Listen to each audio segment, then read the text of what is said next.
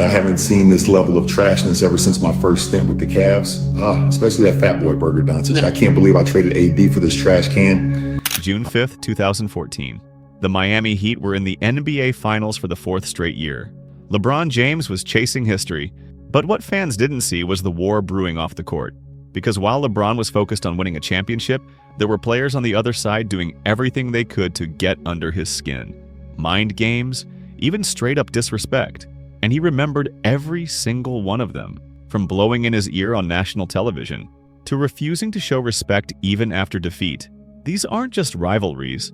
These are the six players LeBron truly couldn't stand. And what's crazy, some of them are still in the league today. So who are they? Why did LeBron hate them so much?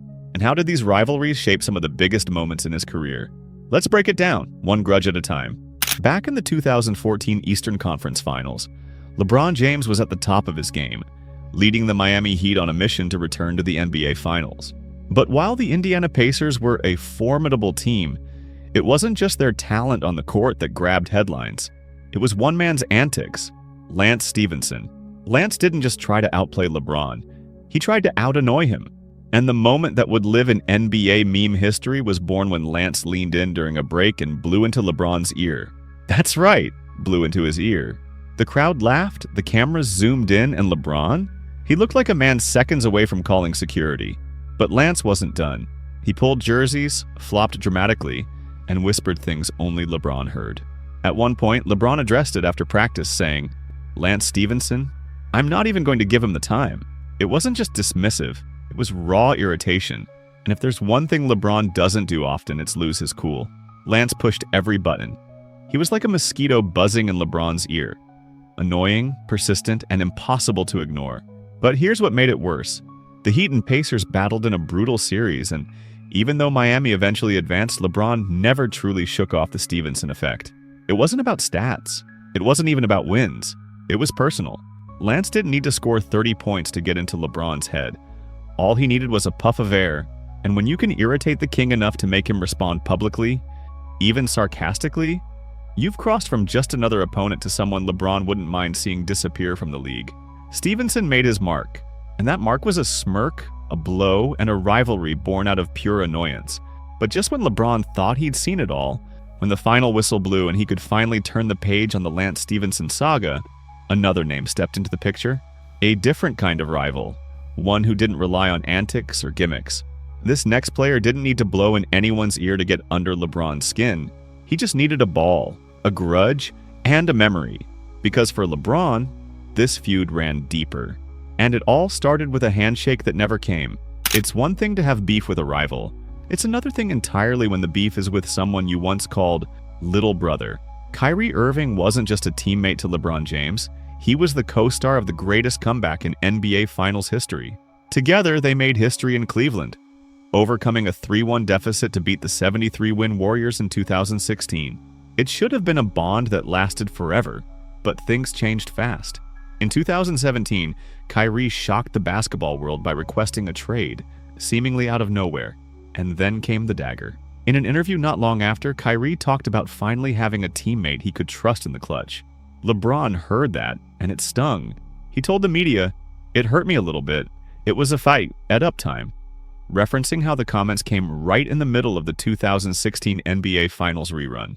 It wasn't just about basketball, it was about trust, timing, and loyalty. LeBron had mentored Kyrie, taken him under his wing, and helped elevate him to superstardom. And Kyrie, in return, seemed to throw shade on everything they built together. Their relationship turned cold. Whenever they faced off, it wasn't just competition, there was tension. The kind you could feel through the TV.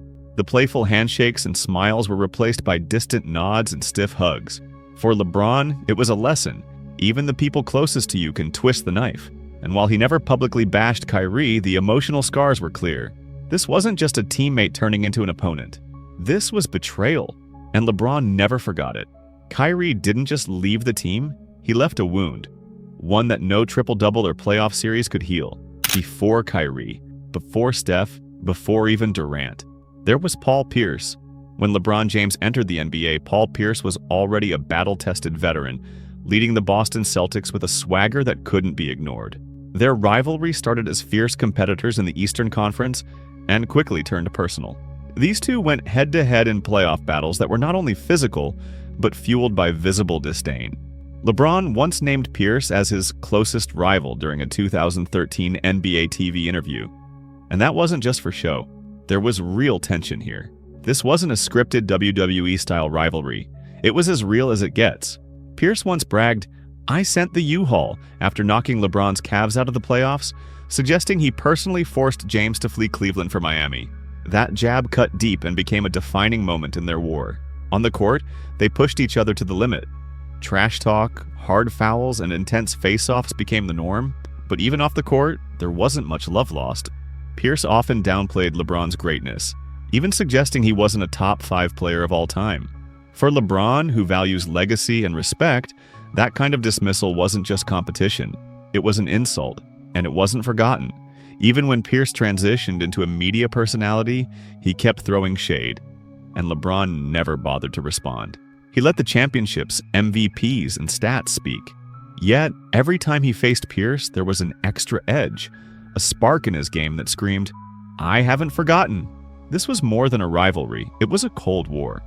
One built on years of playoff battles, mutual disrespect, and the desire to be the top dog. Pierce wasn't just a rival. He was the original thorn in LeBron's side.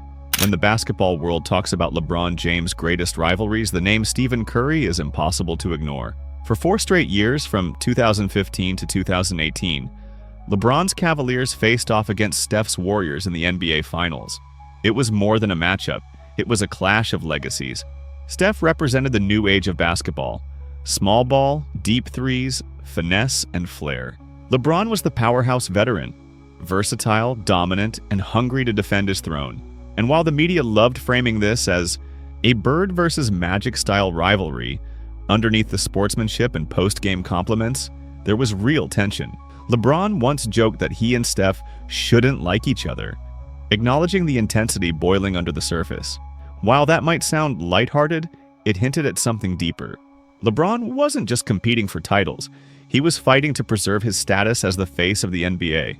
Curry's rise, his back-to-back MVPs, and the Warriors' dominance began to challenge LeBron's empire. Fans debated who was better, who had the bigger impact, who was the real icon.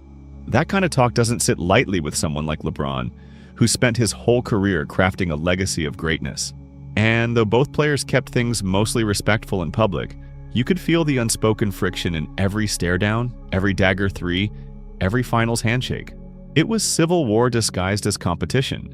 Even off the court, their brands, fan bases, and even political stances subtly collided. They weren't enemies in the traditional sense, but they definitely weren't friends. Steph Curry wasn't just another opponent. He was a symbol of a changing NBA. And for LeBron, that change felt like a challenge to everything he stood for. So when he said they shouldn't like each other, it wasn't just a joke. It was a truth wrapped in a smile. Draymond Green was never just another player on the Warriors roster. He was their emotional leader, their enforcer, and their loudest voice. And during the 2016 NBA Finals, that voice collided headfirst with LeBron James. Game 4 became the flashpoint. With the series tied and tensions already boiling, Draymond hit LeBron below the belt and then added verbal insult to injury, reportedly calling him a bias. LeBron was furious. He later admitted, "I don't know if I've ever been that upset on a basketball court." That wasn't just frustration. That was fury. In a post-game interview, LeBron elaborated, saying, "Where I'm from, you don't call a man that. That sets you off." The league agreed. It suspended Draymond for Game 5, a pivotal moment that arguably swung the series. The Cavaliers roared back, eventually making history with their 3-1 comeback. But even beyond the suspension, the moment left a scar. Draymond and LeBron's relationship became a roller coaster. 1-minute enemies, the next sharing laughs as Olympic teammates, and later even working together off the court. But that 2016 incident never quite faded. It exposed the raw emotions behind the rivalry and revealed that under the banners and trophies, these were still proud men with pride on the line. For LeBron, Draymond wasn't just a pest. He was a reminder of how personal the game could get. While their relationship has since warmed in public, with podcasts and appearances together, fans will never forget the look in LeBron's eyes that night. That wasn't the look of a man battling for rebounds. That was the look of a man who had been deeply disrespected. And when it comes to LeBron James, respect is everything. Lose that, and you move from opponent to enemy. When two of the greatest players of a generation keep crossing paths on the biggest stage, tension is inevitable. That's exactly what happened with LeBron James and Kevin Durant. Their rivalry wasn't loud, it wasn't full of viral blow-ups or headline-grabbing trash talk, but make no mistake, it was real and it ran deep. Their first major clash came in the 2012 NBA Finals when LeBron's Heat defeated Durant's Thunder. That series was supposed to be the dawn of a new NBA rivalry, but instead, it turned into something much more complex. Years later, when Durant joined the already dominant Golden State Warriors, the balance of power shifted. Suddenly, the NBA felt tilted against LeBron. In back-to-back finals, Durant torched the Cavaliers, hitting dagger threes and snatching finals MVPs. The media couldn't stop talking about it. Was Durant now better than LeBron? Was his move to Golden State a power play or a betrayal of competition? But the coldest moment came off the court. In an interview, Durant criticized the toxic environment that comes with playing alongside LeBron. He didn't name him directly, but the implication was obvious.